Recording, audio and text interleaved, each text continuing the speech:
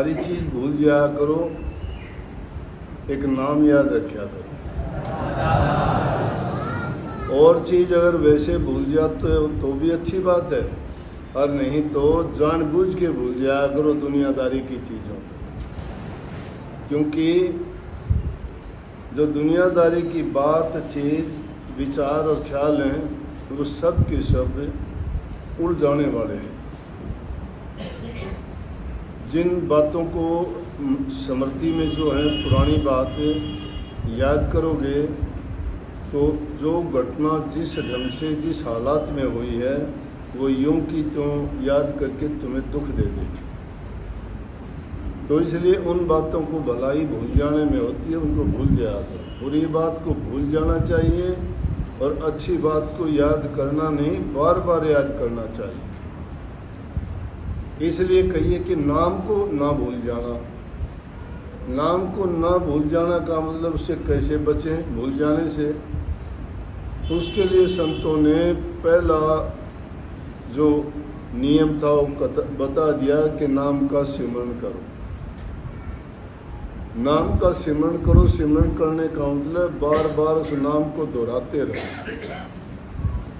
जिस चीज़ को बार बार दोहराओगे, बार बार दोहराने से नंबर एक तो वो तुम्हें पक्का हो जाएगा, उसमें भूल नहीं पड़ेगी कभी। दूसरी चीज़, बार बार करने से उसकी जो वास्तविकता है वो प्रकट हो जाएगी।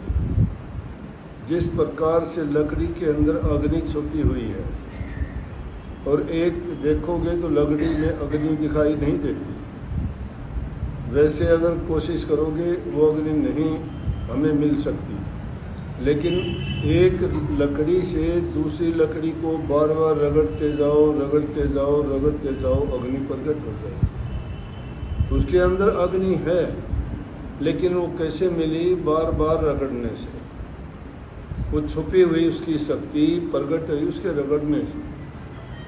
इसी प्रकार से कोई कह दे कि दूध में, ये तो हम जानते हैं कि मक्खन दूध से निकलता है, कोई आदमी नहीं जानता, उसको नहीं पता, तो वो तो ये भी पूछ लेगा कि आलू पेड़ के ऊपर कहाँ लगते हैं। आलू पेड़ पर नहीं लगते, ज़मीन में लगते हैं। कोई कहते गाजर कहाँ लगती हैं, गाजर और मूली भी ज़मीन में लगती हैं। लेकिन जानकारी जिस चीज़ की हो वो अलग चीज़ है, लेकिन उसकी वास्तविकता को खोजने के लिए, जैसे दूध के लिए भी कह दिया जाए दूध में मक्खन है, कैसे निकालोगे? दूध में हाथ मार के कह दोगे नहीं है, लेकिन उसका भी एक तरीका है।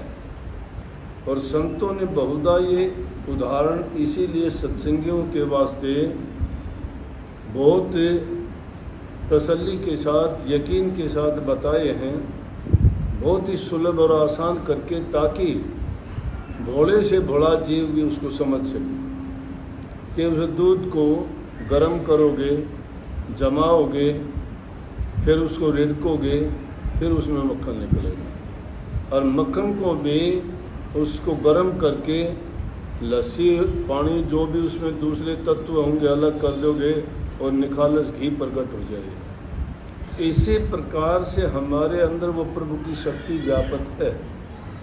लेकिन अगर यूं देखने से, या नास्तिक लोग कोई कह दे कि दिखा हमें कहाँ है परमात्मा, दिखाओ कहाँ है, तो वो परमात्मा भी हमारे अंदर उसी प्रकार से रमा हुआ है जिस प्रकार से तिलों में तेल है, लकड़ी में आग है, दूध में घी है। लेकिन मिलेगा कैसे? मंथन करने से, उसको बार बार रगड़ने से। बार बार रगड़ना है, नाम का सुमन करना, मंथन करना है, ध्यान का करना। जब ध्यान करोगे एकाग्र चित्त होके, बाहर की चीज़ों का ध्यान हटा के, अंतर में जब इन संसारी चीज़ों को, मैंने कहा कि भूल जाओ, अगर ये नहीं भूलोगे, एकांत में जब जाओगे, नाम तो भूल गया तो वो चीज़ें याद आएंगी। अगर नाम याद है तो उन चीज़ों को भूल जाओगे। इसलिए उस नाम का सुमन पहली पैड़ी है।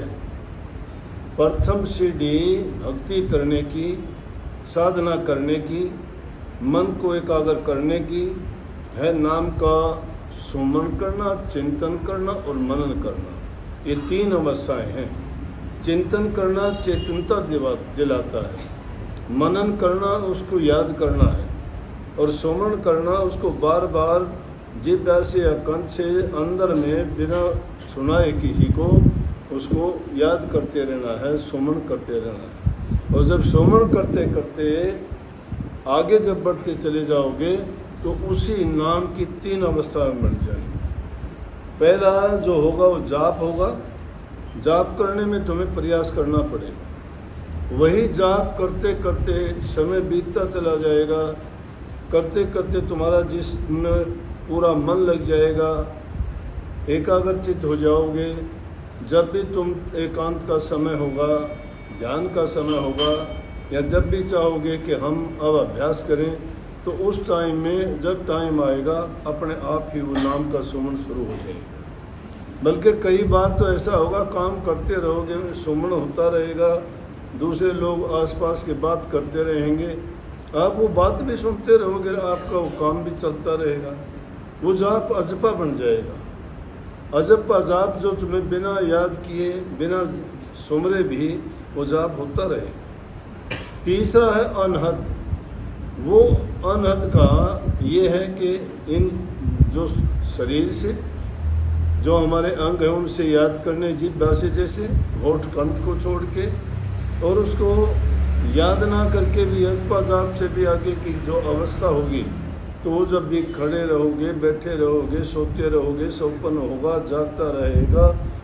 जो जो मन घड़ी की सुइयों की तरह जैसे चलता है दिल हमारा, उसी प्रकार से वो नाम भी उन सुइयों की तरह से अपने आप उसका नाम का सुमन होता रहेगा। उसको कबीर साहब ने इसीलिए कही कि जाप मरे, अजपा मरे, अनहद भी मर जा। ये तीनों की तीनों अवस्थाएं जब ख़त्म हो जाती हैं, ये सूरत अपने आप उस अवस्था में चली जाती है जहाँ जाके इसको शांति मिलती है, जहाँ जाने के बाद में ये दुनियादारी की बातों से, उन बेकार के ख्यालात से, मन में उठने वाले जो भी गुनाह हैं उनसे बच के शरफ नाम को याद करें। इसलिए कही पहले जो शब्द कहा था उसकी ओर लेके जाता हूँ कि संत मिलन को चालिए और तज माया अभिमान, जो जो पग धरनी धरे त्यों त्यों यज्ञ समान। जो जो पग धरनी धरे, अब आप लोग चल के आए हो संतों के मिलन के लिए, सत्संग के लिए, दर्शन के लिए आए हो, लेकिन इस दर्शन पे आने से पहले पग धरना तो दूर की बात है। जब तुमने ये ख्याल किया कि कल हम जाएंगे, कल आश्रम जाएंगे, दर्शन करने जाएंगे, सत्संग सुनने जाएंगे, उसी वक्त से तुम्हारा जो ख्याल बन गया वो सब का सब तुम्हारा सुमरण में गुजरता है, सब का सब तुम्हारा ध्यान में जाता है। कभी उसको बड़ा ध्यान मत समझ लेना कि एकांत में बैठे और वहाँ बैठ के तुम आंखें बंद करके और घूमते रहे 3 लोक में, करवाते रहे घर परिवार के काम, ढूंढते रहे लड़कों के लिए नौकरी, करते रहे खेती बाड़ी को याद, या उसमें वो याद करते रहे कि बच्चों का रिश्ता करना है, उसकी शादी करनी है, उसका ये करना है। वो ध्यान है, ध्यान तो है उन चीज़ों का, लेकिन वो ध्यान नहीं, प्रभु के नाम का ध्यान ही असली ध्यान है। वो कल्याण करने वाली चीज़ है। इसलिए कि कदम रखने से पहले तो तुम्हें बहुत ही पुण्य प्राप्त हो चुका होता है, क्योंकि मन में जब वो ख्यालात शुरू हो लिया, जब इंसान की बुरी भावनाएं बाहर निकलती हैं, जब शुद्ध विचार और शुद्ध भावनाएं मन में आते हैं, अब जाते हो शुद्ध काम के लिए, जाते हो मन की पवित्रता के लिए, जाते हो उपदेश, शिक्षा और सत्संग सुनने के लिए, और ख्यालात मन के बदले नहीं, ख्याल उसी चिंता में हैं, मन में बातें वही हैं। जब कितनी भी अच्छी जगह में जाके बैठो, हाँ इतना फ़र्क है, इतना फ़र्क है। वो तुम्हारा समय जो गुजरेगा, जितना समय तुम्हें मिलेगा, वो तुम्हारा पुण्य का समय है। उसका भी तुम्हें अवश्य फल मिलेगा। ये नहीं कि वो निष्फल गया। निष्फल तो इंसान का वो समय जाता है जो संसार की बातों में, निंदा में, दूसरों के जिक्र करने में व्यर्था खो देते हैं। उस वक्त को उसकी कोई कीमत, कोई कदर, कोई महत्व, कोई उसका फल नहीं बनता। फल तो उसका बनेगा वो घड़ी शुभ जानो, वो दिन अच्छा जानो, जिस दिन गुरु के दर्शन होते हैं, जिस दिन तुम्हें सत्संग सुनने को मिलता है, जिस दिन तुम गुरु दरबार में जाते हो। क्योंकि शुभ घड़ी वही होती है जब हमें किसी महापुरुष के दर्शन हो, नहीं तो इंसान पास में रहता भी नहीं कर सकता। दर्शन का मतलब भी भावनाओं से होता है। मन की भावनाएं हो, पास में बैठे रहो। अगर यहाँ से हम जाते हैं तीर्थों पे स्नान करने के लिए, मन में सोचते हैं कि हमारे पाप दूर हो जाएंगे, और ये भावना लेके जाते हैं, तो निश्चित रूप से और कुछ नहीं होता तो हमारे मन में तो ये होता है कि हमने तीर्थ कर लिया, हमारे पाप कट गए। लेकिन ये नहीं सोचते जो बेचारे मेंढक, मछली, मगरमच्छ इनका जीवन भोगते हैं, वो उसी पवित्र जल में न रहते हैं, उनका जीवन क्यों नहीं बदलता। इसी प्रकार से रात दिन पास पड़े रहने से कुछ नहीं बनता इंसान का। भावना जब शुद्ध नहीं है, विचार उसके अच्छे नहीं हैं, तो उसके मन में तो जो ईर्ष्या है, बुरे ख्यालात हैं, सोच उसकी नकारात्मक है, तो शैतानी शक्तियां कब्जा कर लेती हैं उसके मन पर। और जब शैतानी शक्तियां किसी की बुद्धि पर बैठ जाती हैं, उसको अच्छा कभी नहीं सोचने देती। जिसको काल की शक्तियां कहते हैं, उर्दू में उसको शैतानी शक्तियां कह देते हैं, कोई अलग बात नहीं है। तो वो जब काल किसी के सिर पर बैठ जाता है, वो दुष्ट काम करवाता रहता है, उसको शिथिल नहीं रहने देता। नई से नई, बुरी से बुरी उसके मन में ख्यालात वही घुड़ते रहेंगे, वही जहर बढ़ता रहेगा। उसके लिए भी संतों ने अलग अलग कितनी बात कही है। वो कहते हैं कि तुम अगर सांप को कितना भी दूध पिलाओगे, क्या सोचते हो वो अमृत रूपी दूध पीने के बाद क्या उस अमृत बना देगा उसका? नहीं, क्योंकि वो दूध जो पिया गया वो तुमने जहर में डाला है, और जिस जहर में तुमने उस सांप को दूध पिलाया वो जहर बनेगा, अमृत नहीं बन सकता। इसलिए जब हमारे मन के अंदर ख्यालात बुरे हैं, वो जहर रूपी है, और उसमें अगर सत्संग रूपी उपदेश चला भी गया तो उसको शिक्षा नहीं मिलती, उसके गुण नहीं बदल जाते, उसके अच्छे गुण उसमें नहीं होंगे। उसके लिए वही ख्यालात भी उसके जो अच्छे जाएंगे वो भी उसको नेगेटिव और बुरे होंगे। नेगेटिविटी बढ़ती चली जाएगी, नकारात्मक शक्तियाँ जो काल की शक्तियाँ हैं उसको कब्जा करके उसको गलत तरीके पे लगा दें। इसलिए संतों के मिलने के लिए जाते हो, अपने शुद्ध मन करके, पवित्र भावना करके, अपने ख्यालात को ऊंचा, सच्चा और सुच्चा करके जाओ। सच्चा और सुच्चा क्या है? सुच्चा वो है जिसमें किसी की दखल ना हो। सच्चा जो सत्य है वो, उसमें मिलोनी नहीं होनी चाहिए किसी चीज़ की। अगर मिलोनी है तो सच कहाँ? झूठ है वो, तो कपट है वो तो। इसलिए उस कपट से बच के अच्छी बातों को संग्रह अपने हृदय में, अच्छे विचार लेके जाओ। अच्छी सोच जिस दिन तुम ख्याल भी कर लोगे, उसी समय से तुम्हारा जीवन बदलना शुरू हो जाएगा, तुम्हारे अच्छे दिन आने शुरू हो जाएंगे, तुम्हारी वो शुभ घड़ी शुरू हो जाएगी जब भी तुम उस बारे में सोचोगे या उस काम के लिए चलोगे। अरे जो चीज़ मुख से कभी बोलती नहीं है, पत्थर को पूजते हो, पानी में स्नान करने जाते हो, यज्ञ हवन करते हो, तो तुम्हें उनसे भी तुम अपने मन की भावनाओं से, शक्ति तुम्हारे अंदर में छिपी हुई है, वहाँ भी तुम सोचते हो कि मुझे फल ये देंगे, वो फल नहीं देते, मन से ही मान लेते हो। तो मन के मानने से ही सब कुछ मिलता है। तो अपने मन को पहले ये तो मना लीजिए कि आप जिससे मिलने के लिए जा रहे हो उससे तुम्हें क्या मिलेगा। जब तुम्हें उससे कुछ मिलने की उम्मीद नहीं है तो क्यों जाते हो वहाँ पे? और ये उम्मीद लेके जाते हो हमें सब कुछ मिलेगा और सब कुछ हमारा होगा, तो वहाँ सब कुछ मिले भी। यहाँ एक लड़की लगभग रोज़ाना आ जाती मुंडाल से। मैंने 2-3 दिन लगातार देखा। मैं ऐसे देखता हूँ तो बोल देता हूँ, मैं निगाह करता रहता हूँ हर आदमी की, सारी स्क्रीनिंग करता हूँ कौन कैसा होगा, कि कब आए थे, कितने दिन हो गए। तो उस लड़की से मैं कहने लगा तू रोज़ाना क्यों आती है?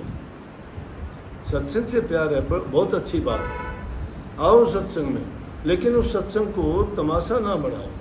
सत्संग का नाम लेके तुम रोज़ाना घर से चल देते हो, किराया लगता है, यहाँ भी सेवा तुम देते होगे, घर वाले परेशान हो जाते हैं कि इसका अच्छा सत्संग हुआ कि ले रोज़ाना घर से अब भाग लेती है, तो उस बात को लेके घरों में झगड़ा होता है।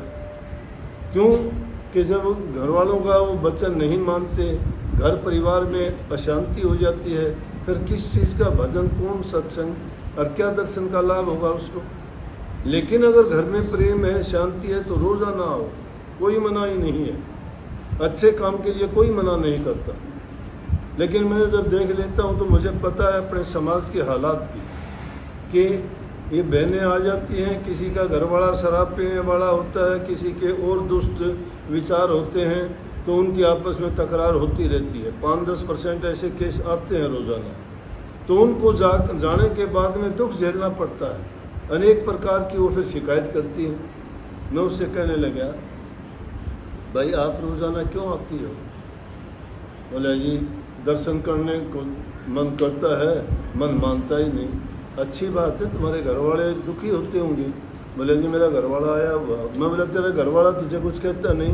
बोले घर वाला मेरा साथ आया है। मैं कहाँ बुलाई हो? मैं बुला के उससे पूछने लगा, क्यों भैया रोज़ाना आती है तो इसको मना क्यों नहीं करता?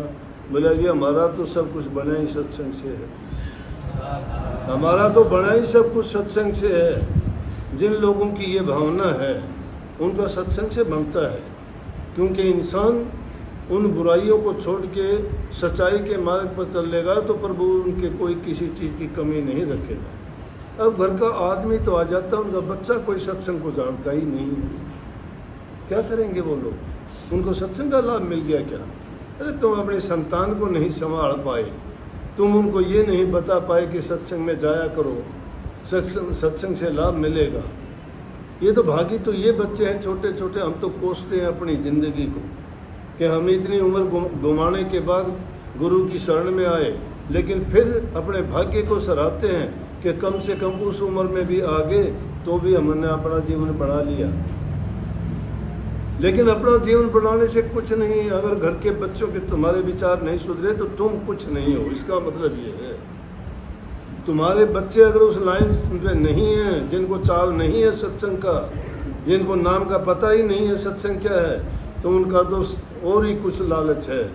वो सत्संग को तो जब जानते, जिसके माँ बाप जो काम करते हैं वो उनके बच्चे अपने आप वो काम करना सीख जाते हैं। किसान का लड़का किसानी सीख जाता है, बिजनेसमैन का बच्चा बिजनेस करना सीख जाता है, दुकानदार का लड़का दुकानदारी करना सीख जाता है, मिस्त्री का लड़का मिस्त्री बन जाता है। तो फिर सत्संगियों के बच्चे सत्संगी क्यों नहीं बनते? इसका मतलब उसके विचार नहीं सुधरे, उनके लिए सत्संग क्या काम करेगा? अपने आप प्रकट हो जाते हैं। तो उन लोगों का ये जाहिर है कि ना वो नाम को जाने हैं, ना वो सत्संग को जाने हैं, ना वो दर्शन को जाने हैं। अगर उन चीज़ों को कोई समझ लेगा तब कही है कि सत्संग में तो एक कदम रखोगे तो यज्ञ के समान हो जाता है। उसी टाइम से विचार सुधरने शुरू हो जाते हैं, उसी टाइम से तुम्हारा शुभ दिन, शुभ घड़ी, शुभ अवसर सारे शुरुआत वहाँ से हो जाती है।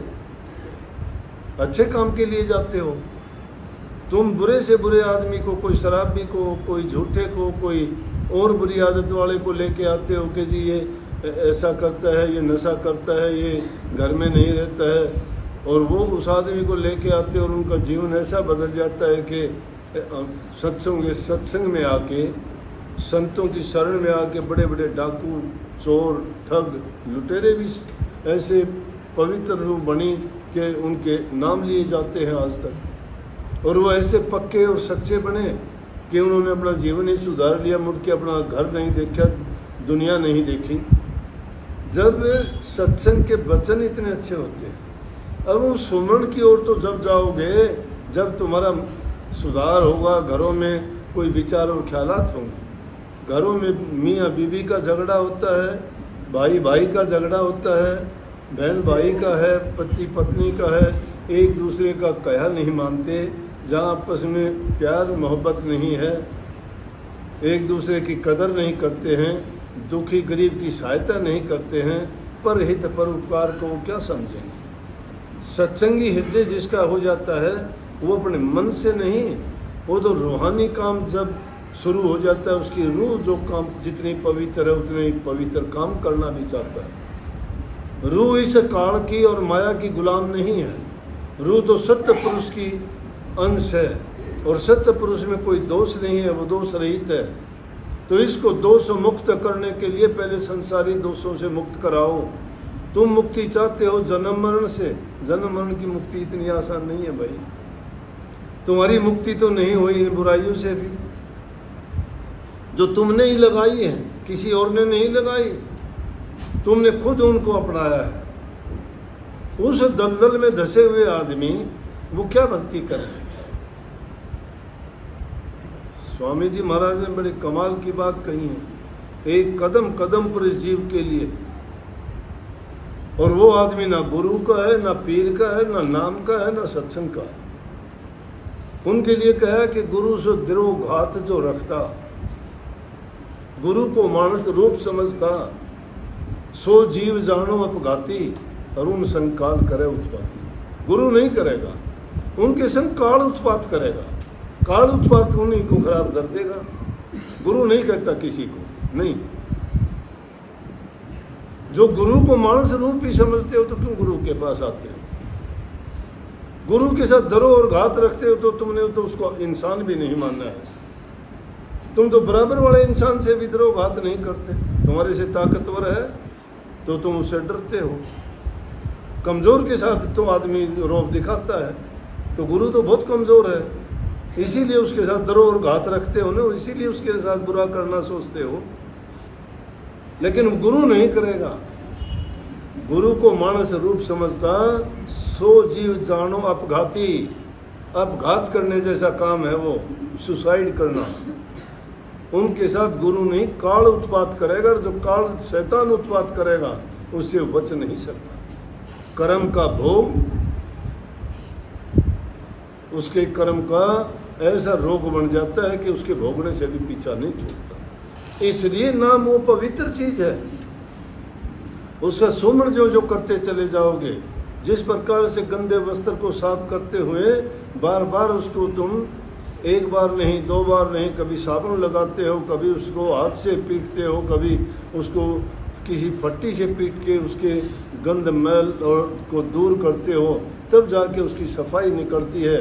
इसलिए सदियों से ये मन बहुत ही मलिन हो चुका है और मन की मलिनता ही हमारे बुद्धि, विचार और ख्यालात को बिगाड़ती है। इसको शुद्ध और पवित्र करने के लिए गुरु के चरणों में डाल देना चाहिए।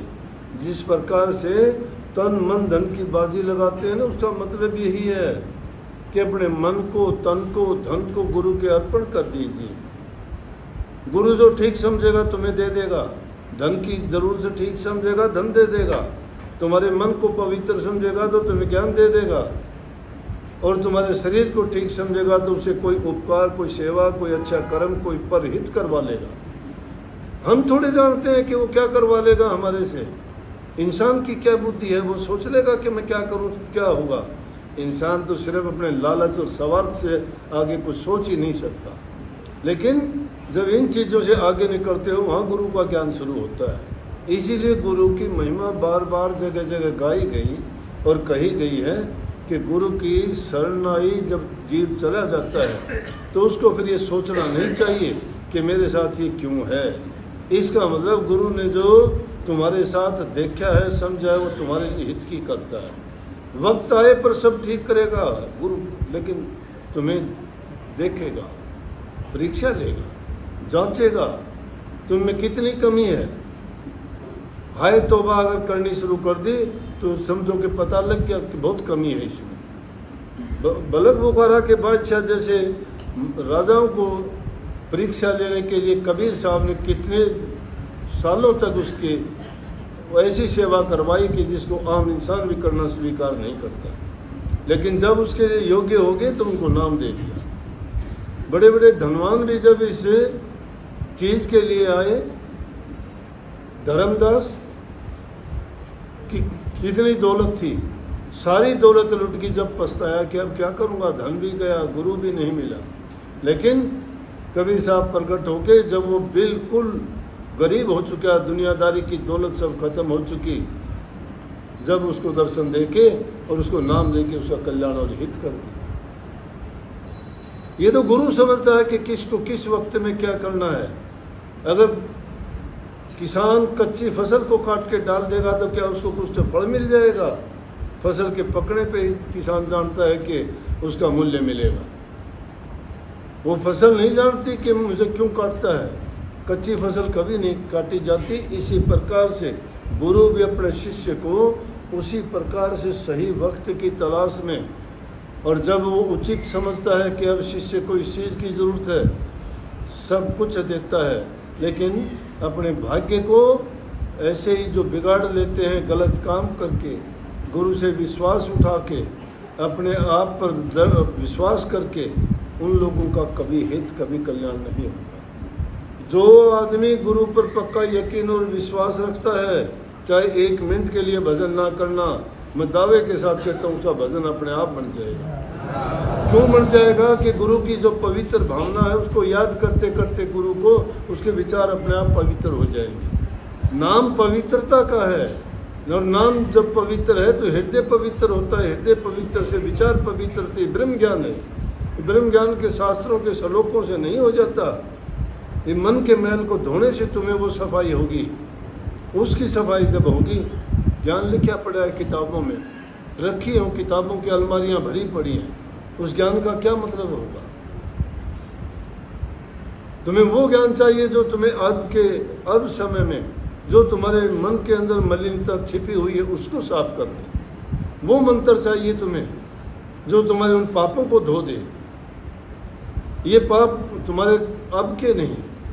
इसलिए संतों की शरण में जाने से, उनके उपदेश को सुनने से, उनके दर्शन के करने से जीव की सारी मलिनता दूर हो जाती है और वो पवित्र हृदय होके प्रभु के चरणों में जाने लायक बन जाता है।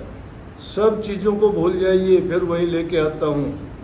बेशक भूल जाओ दुनियादारी की चीज़ें, गुरु का एहसान नहीं भूलना। नाम बहुत पवित्र चीज़ है। गुरु से जो नाम मिला है, नाम की कीमत कोई दे नहीं सकता दुनिया में, ना आज तक दे पाया है।